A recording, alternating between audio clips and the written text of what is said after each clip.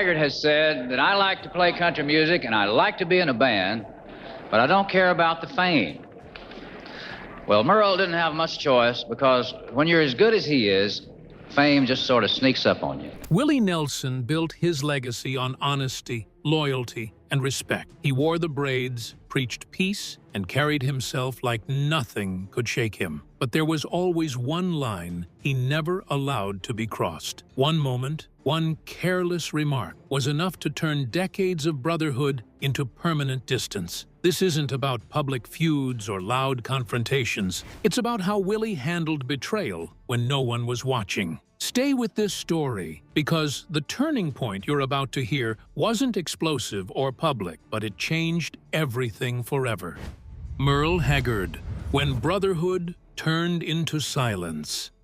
Merle Haggard and Willie Nelson once stood as twin pillars of outlaw country, bound by shared stages, shared scars, and a mutual rejection of Nashville polish. For decades, their friendship felt unbreakable, built on hard living, honest songwriting, and a deep respect for each other's struggles. They weren't just collaborators trading verses. They were brothers in spirit, symbols of a genre that valued truth over trends. To fans and insiders alike, Merle and Willie represented authenticity itself. That long history made what followed so devastating because when the bond finally cracked, it wasn't business or fame that caused it, but something far more personal between two men who once trusted. By the early 2000s, something in Merle Haggard had shifted. Known for his blunt honesty and sharp humor, Merle began making public comments that landed harder than jokes. In interviews, he reduced Willie Nelson to a stereotype, saying Willie had become more weed than music. At first, Willie ignored it, understanding that ribbing was part of outlaw culture. But repetition changed tone into judgment. What sounded playful to audiences felt dismissive to Willie, implying that his lifestyle somehow outweighed his musicianship, a suggestion that lingered longer than laughter. For him, the comments chipped away at years of shared trust and mutual understanding between artists who once stood equal together. The breaking point arrived during a joint concert in Texas, sacred ground for both men. On stage, they traded verses and laughter, echoing old chemistry that fans cherished. Then Merle looked at the crowd and said, "Weed is a lazy man's crutch. Just ask Willie." The audience erupted with laughter. Willie did not. Witnesses said his smile disappeared instantly. Though he finished the show with professionalism, he walked straight to his bus afterward, skipping handshakes, skipping words, carrying the weight of a public betrayal. To Willie, humor had crossed into humiliation under bright stage lights, and the wound cut deeper than any argument they had ever survived together before that night. So whether you like it or not, my good friend, Merle Haggard. After that night, silence replaced brotherhood. A planned duet album vanished quietly, and Willie's team stopped returning Merle's calls. To outsiders, it looked like scheduling trouble or fading collaboration. But inside the outlaw circle, the truth was clear. Willie did not attack Merle publicly or trade insults. Instead, he chose distance. When asked about the incident later, his voice stayed calm and firm. "Some things you do not joke about," he said, making it clear the issue was respect, not substance. For Willie, turning a life symbol into comedy broke an unspoken code that had governed their friendship for decades on the road and on countless shared stages together always. Merle Haggard later admitted regret. In interviews years after, he acknowledged hurting Willie and called his remark careless stage humor. He praised Willie's heart and integrity, saying the wound was never intentional. But apologies, especially delayed ones, do not always heal old scars. Willie never responded publicly, never reopened the door, and never explained further. His silence carried finality. For a man who valued authenticity above everything, respect was not optional.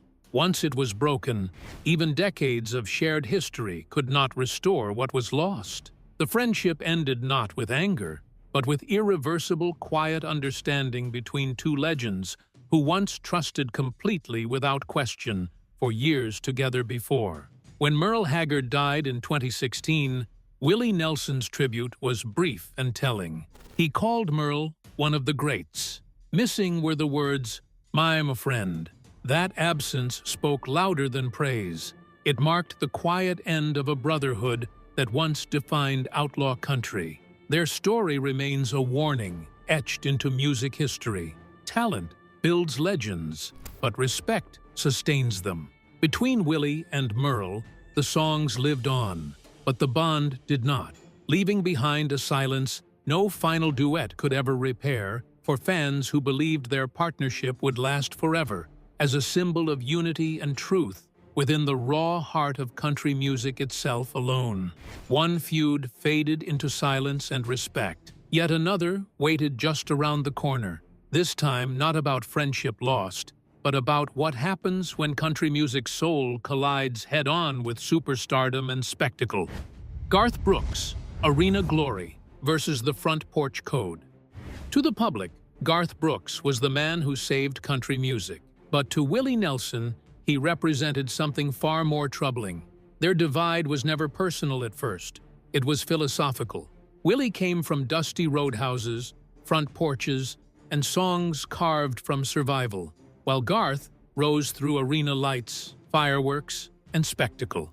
In the early 90s, as Brooks turned concerts into massive productions, Willie watched quietly, uneasy.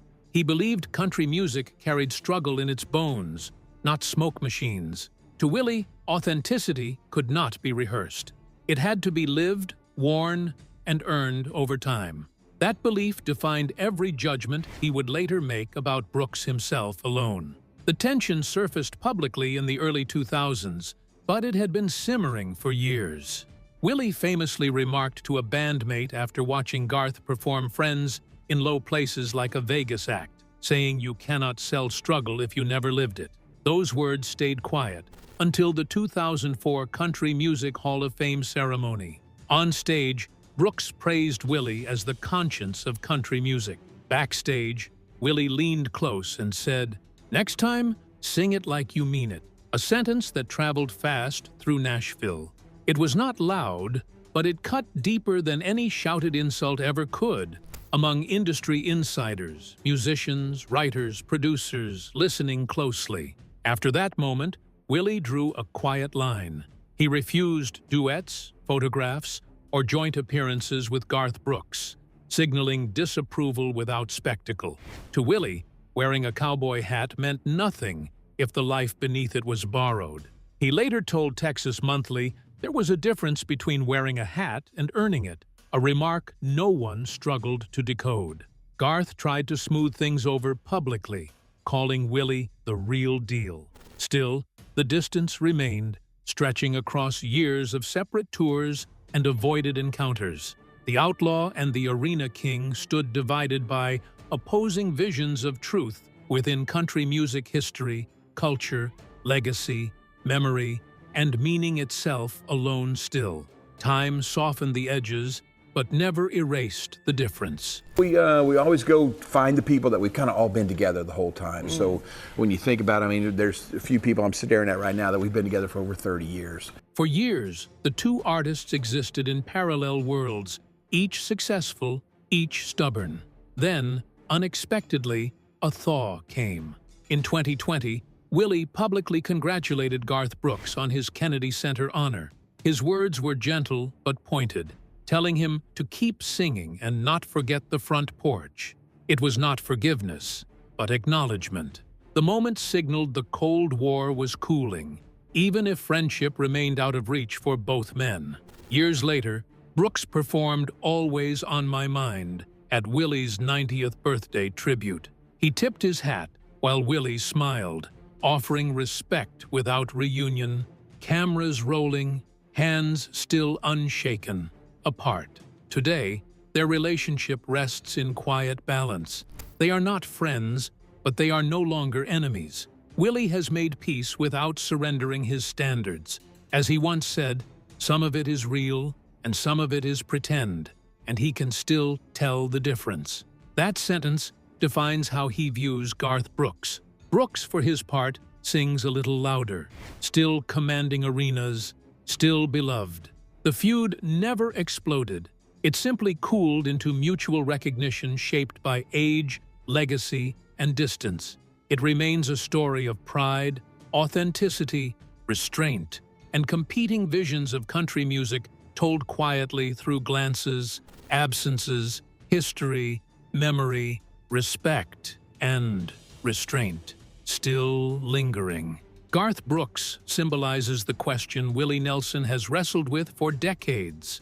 Can country music grow without losing its soul? To Willie, the answer depends on honesty, not applause. Brooks was never hated for success, but challenged for what that success represented. Their feud reads less like anger and more like philosophy. Two men standing on different stages, singing to different rooms, chasing different truths. In the end, Willie did not demand conformity, only remembrance. Remember the porch. Remember the struggle. Remember why the songs mattered before the lights. That quiet standard defined his judgment of Garth Brooks, then and now, across country music's evolving history, culture, legacy, identity, soul. Waylon Jennings, divided by the spotlight.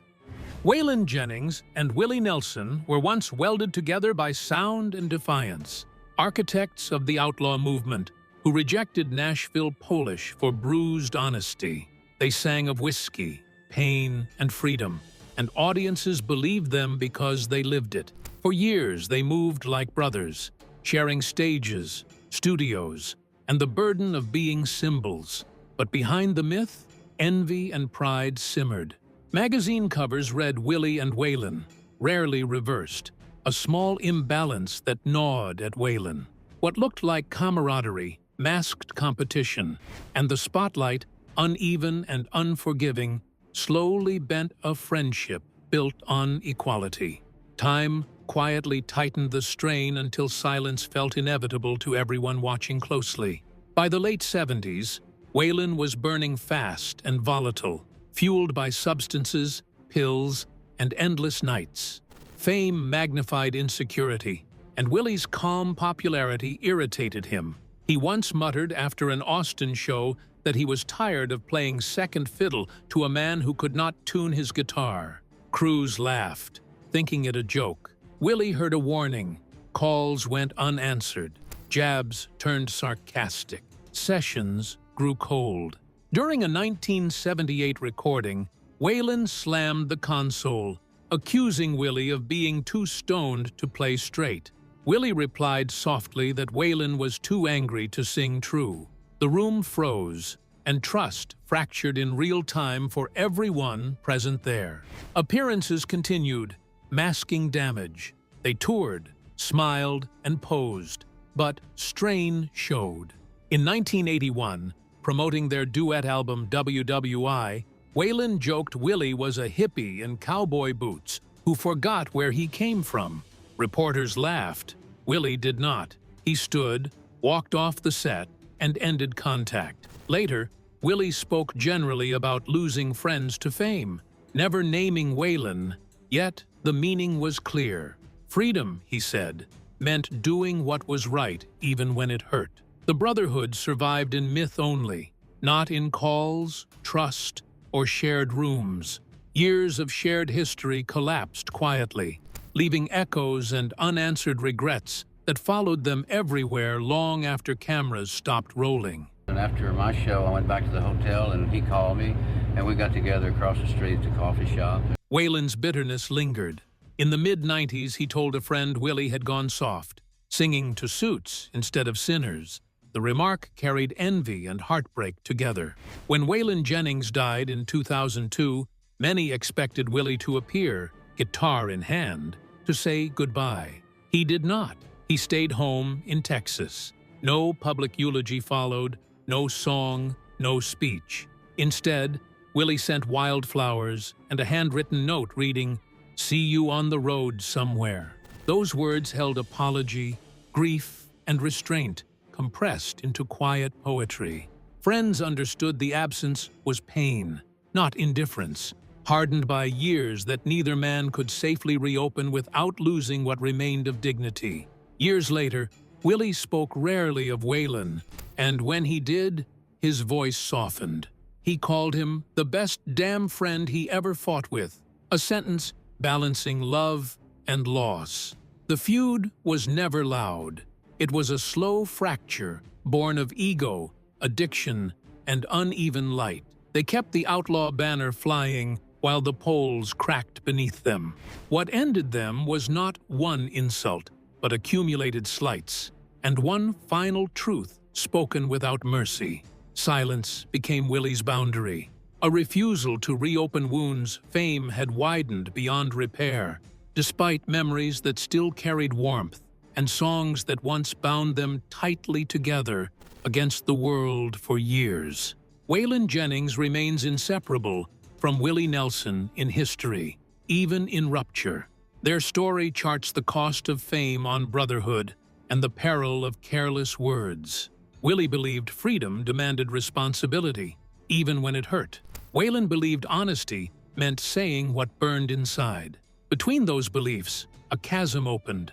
No final duet closed it. The outlaw movement survived, but one of its deepest bonds did not. What endures is the music and a lesson. Authenticity without respect corrodes. Two rebels rode together, then apart, leaving country music richer, and friendship permanently unresolved in memory, myth, and mournful hindsight that still shadows fans and musicians alike today and onward forever. Shania Twain, the line Willie wouldn't cross. To Willie Nelson, Shania Twain symbolized a turning point he never welcomed. In the late 1990s, her rise dominated radio, award shows, and glossy magazine covers, and Nashville celebrated without hesitation. Willie did not. He believed country music was supposed to bleed, not sparkle, and Shania's polished pop country sound felt foreign to him. Songs like Man, I Feel Like a Woman and That Don't Impress Me Much filled arenas and airwaves. But Willie heard spectacle instead of struggle. I'm going out tonight, I'm feeling all right. To him, the success was undeniable, yet the soul felt diluted, replaced by shine, choreography, and crossover ambition rather than dust, pain, and lived truth from old porch stories alone. The tension became visible at the 1999 CMA Awards, a night that crystallized their divide. Shania won Entertainer of the Year, greeted by thunderous applause and industry approval. Willie sat several rows back, clapping politely, his face unmoved.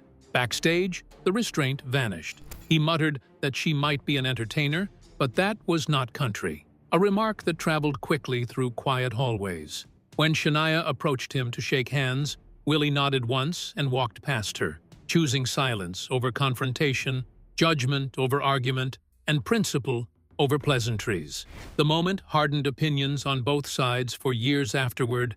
Within country music circles and press coverage, nationwide discussions followed. Asked later about the incident, Willie did not retreat from his stance. He said he did not hate success, but believed people had forgotten what the music was about. That distinction mattered to him. Shania represented a version of country-chasing pop approval, smoothing rough edges for broader appeal. Willie, shaped by roadhouses and hardship, resisted that evolution. He turned down every shared stage, every tribute, every collaborative opportunity that involved her. Friends joked he forgave the IRS faster than he forgave Shania Twain. Beneath the humor sat conviction. For Willie, authenticity was not negotiable, and compromise felt like erasure of roots, history, and personal truth within country songwriting tradition. Shania, for her part, never responded with hostility. She remained gracious, publicly praising Willie Nelson as a true poet, while acknowledging they viewed country from different front porches. The chill between them never melted, but it never exploded either.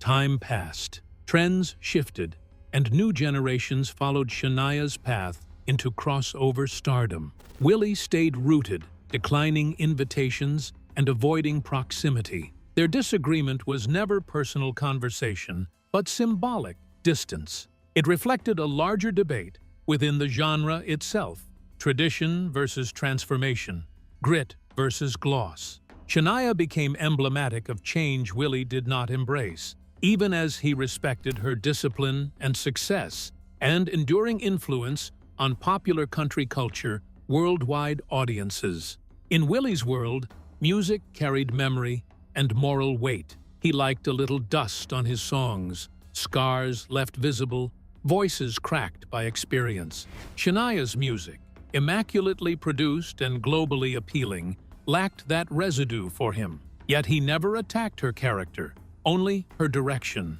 He refused shared stages quietly, letting absence speak. Over the years, Shania continued to credit Willie as an inspiration, a contradiction he accepted with a grin. He brushed off her name gently, saying she had done all right. The divide endured not as anger, but as an unbridgeable aesthetic difference between generations, markets, values, sounds, and expectations, shaping debates across modern country music for decades. Today, the story of Willie Nelson and Shania Twain reads less like a feud and more like a mirror held to country music's evolution. Willie never forgave quickly, but he never sought revenge. Shania never apologized, because she never believed she needed to. Both followed their truths. One stayed with the porch and the past, the other chased the future and the charts. Their quiet standoff remains instructive. It shows how genre boundaries stretch, how legends resist, and how success can mean different things. In Willie's eyes, Shania changed country forever.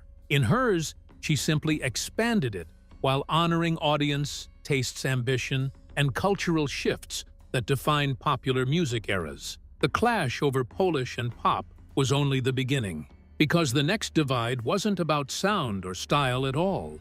It was about lines drawn in public, words shouted into crowds, and a moment that turned disagreement into something far more permanent. Toby Keith. Line, Willie drew. Willie Nelson and Toby Keith never clashed quietly. Their divide was sharp, ideological, and rooted in what each man believed country music was meant to do. Willie saw music as a tool for truth and healing, something meant to bridge pain rather than inflame it. Toby Keith, especially in the early 2000s, represented something Willie deeply resisted. When Toby surged forward with flag-waving anthems and chest-thumping patriotism, Willie did not hear unity. He heard politics wrapped in melody. From the beginning, their disagreement was not personal friendship gone wrong, but principle meeting resistance head-on. The tension became public with Toby's breakout patriotic hit, courtesy of the red, white, and blue. Recognize when we see your glory flying. The song roared through radio stations, igniting crowds and controversy alike. Willie quietly pushed back in a 2002 interview, saying a guitar should never wave a flag. Everyone in Nashville understood exactly who he meant. To Willie, music was not a weapon or a slogan. It was a language of empathy. Toby's approach felt aggressive, divisive, and commercialized. Where Toby embraced confrontation, Willie believed country music should carry conscience. That difference hardened quickly, drawing an invisible line neither man would cross. The breaking point came at a veterans benefit concert in Austin, meant to honor unity and healing. Willie agreed to perform under that understanding. Then Toby took the stage and turned the moment into a rally, shouting slogans and waving the flag. From the wings, Willie watched with arms crossed. When Toby came off stage, Willie stopped him and said plainly, "You're using music to fight, not to heal." Toby laughed it off, telling Willie to sing his songs and he would sing his. In that moment, any chance of respect ended completely. After that night, Willie cut ties without drama. He refused to share stages, lineups, or even photographs with Toby Keith. In private, he called Toby a commercial wrapped in camouflage, a phrase that spread quietly among insiders. When fans asked why Willie never joined patriotic tours, His answer stayed simple. He did not play politics. He played music. Toby later tried to reach out through a mutual friend, insisting no offense was intended. Willie never responded. Silence became his final statement, louder than any interview or rebuttal. Over time, the divide became an industry understanding. If Toby Keith was on the poster, Willie Nelson would not be. While Willie softened many old grudges with age, this one remained untouched. He once told his crew he had met louder men, but not many emptier ones. It was a harsh judgment, but one rooted in disappointment, not rage. Willie believed Toby's music chased reaction instead of reflection. For him, that crossed a line deeper than ego or rivalry ever could. Today, the story of Willie Nelson and Toby Keith stands as a clear fault line in country music's soul. One man preached peace with a worn guitar. The other rallied crowds with volume and certainty. Neither changed the other. Willie lived long enough to forgive many, but not this. To him, music that divides has already failed. And that belief, quietly held and firmly enforced, defined his final word on Toby Keith. Kristofferson, one sentence too far. Willie Nelson and Kristofferson were once inseparable, bound by music, hardship, and a shared belief in outlaw truth. Together, they helped define a movement that rejected polish and embraced honesty. For decades, they stood shoulder to shoulder, trading songs, stories, and stages. Their friendship felt unshakable, built on mutual respect and deep admiration. To many, they were not just collaborators, but brothers. That is what made their eventual rupture so shocking. When it ended, it did not happen slowly or loudly. It ended in a single moment, with one sentence that cut deeper than years of silence ever could. The breaking point came in the mid-2000s at a private fundraiser far from cameras and crowds. Willie had just finished performing a quiet political ballad about war and farm workers, a song rooted in empathy and reflection. As the room settled, Chris, a few drinks in, leaned back and remarked to a small group that Willie had turned into more of a mascot than a musician. Laughter followed. Willie heard it. He did not respond. He set his guitar down, stood up, and walked out without saying a word, leaving decades of brotherhood behind him. The next day, Willie's assistant canceled their planned duet. There was no announcement, no explanation, just disappearance. When asked later, Willie did not elaborate. He simply said that sometimes words do not fade, they stain. To him, the remark was not careless humor. It was disrespect spoken in a space where trust once lived. Chris tried to apologize through mutual friends, even sending a letter calling Willie his brother. The letter came back unopened. Willie's reply, spoken quietly to someone close, was final. "You do not get to call me brother after that." Kristofferson later admitted regret. He acknowledged that he ran his mouth when he should have listened. He called Willie the best man he ever hurt, a confession heavy with remorse. But regret did not reopen the door. Willie never responded publicly, never corrected the narrative, and never softened his position. The silence between them became permanent. For Willie, respect was not something restored with apologies. Once broken, it remained broken. The cost of that one sentence was a lifetime of shared music left unfinished, and a friendship that ended not in anger, but in resolve. They never performed together again. No reunion followed. No final duet closed the chapter. Two men who once shaped an entire genre traveled separate roads, divided not by time or politics, but by a single careless remark. The outlaw movement continued, but one of its deepest bonds did not survive. To fans, the silence was confusing. To Willie, it was necessary. He believed authenticity required accountability, even when it meant walking away from someone he once loved like family. Today, the story of Willie Nelson and Kristofferson stands as one of the most painful fractures in country music history. It is not a tale of rivalry or jealousy, but of words spoken without thought and trust, lost in an instant. Willie never sought revenge. He simply closed the door. In doing so, he made clear what mattered most to him. Talent fades, fame shifts, but respect endures. And when it is gone, even legends must walk alone. One friendship ended with a single sentence spoken too loosely. And what followed next wasn't heartbreak or betrayal. It was a collision of generations that turned a hopeful collaboration into an abrupt walkout. No one in the room forgot. Kid Rock, the studio walkout. When Willie Nelson agreed to work with Kid Rock, Nashville expected fireworks in the best sense. It felt like an unlikely but intriguing pairing. Two self-proclaimed outlaws from different generations and backgrounds. Willie had always wandered musically, and Kid Rock was deep into his Southern rock revival, calling himself the new outlaw of America. In 2008, Kid pitched a loud cross-genre anthem, raw and unapologetic.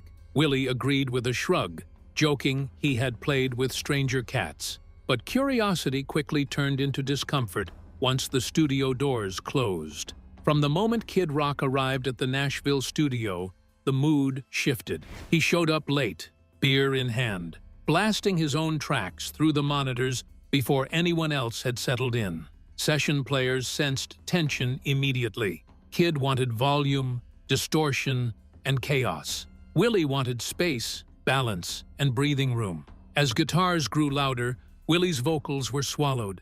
He calmly suggested stripping things back so the song could breathe. Kid smirked and shot back, "Come on, old man, loosen up." That line landed heavy. Willie quietly removed his headphones, set down his guitar, and walked out. The session ended on the spot. The track was never finished, never released, and never mentioned again by the label. For Willie, the issue was not sound or style. It was respect. Later, when asked what went wrong, he replied simply that some fires were better left unlit. In private, he was sharper, telling a friend that Kid confused volume with soul. To Willie, heart could not be manufactured with noise.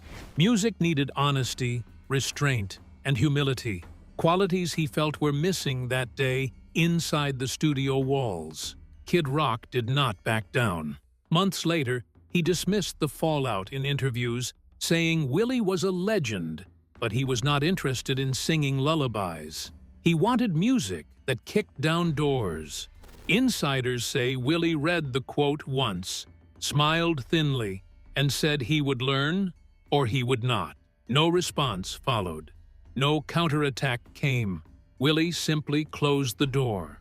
Since that day, the two never collaborated again, never shared a stage, and never exchanged a word publicly or privately. Years later, when Kid Rock was invited to a country tribute show, Willie declined to appear. His message to his manager was blunt. If Kid was on the bill, he was out. The decision was not dramatic, just firm. The story spread quietly through the industry, becoming legend. Engineers and musicians who witnessed the session remembered it as a clash not of genres, but of generations. Willie came in looking for a song. Kid came in looking for a fight. Neither man ever looked back afterward. Today, the silence remains absolute. Willie Nelson does not mention Kid Rock, and Kid Rock seems unbothered. But among those who were there, the story endures as a warning. Outlaw status cannot be claimed by noise alone. For Willie, rebellion meant sincerity, not swagger. The collaboration failed because their values never aligned. In the end, Willie made peace with much of the world, but not with Kid Rock. Some lines, once crossed, are never redrawn. If this story made you pause and rethink what you thought you knew, hit like so we know it connected. Share your thoughts in the comments, because the real conversation always starts there. Subscribe if you want more stories that dig beneath the headlines and challenge the easy versions of history. And before you leave, don't scroll away. The next video on your screen picks up right where these leaves off, exploring another moment that quietly reshaped everything. Click it now and keep the story going. You won't want to miss what comes next.